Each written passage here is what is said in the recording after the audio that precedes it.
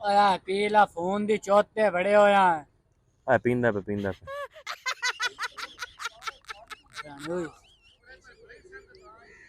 मक्खी डठी पई है वे ना 3 रुपये गोल लोग ओ उनका तेरे होन मैनू के दिता चुप देख भला हमदी पई है ਇਹਨੂੰ ਚਾਹ ਪਾਰਟੀ ਦੀ ਹੈ ਚਾਹ ਦਾ ਗੜੇ आए ਛੜਨ ਦਾ ਭੋਗ ਵੀ ਨੂੰ ला ਕਸਾ ਮੈਂ आ ਅੱਜ ਕੀ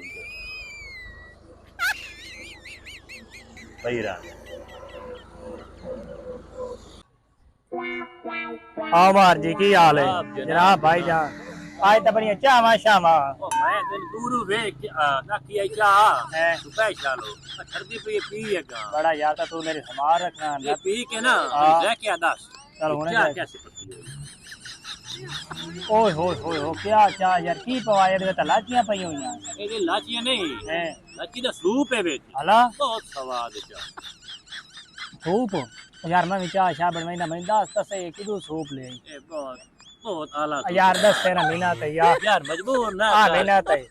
और कुछ हां अच्छा मक्खी फाड़ ले God. Oh my God.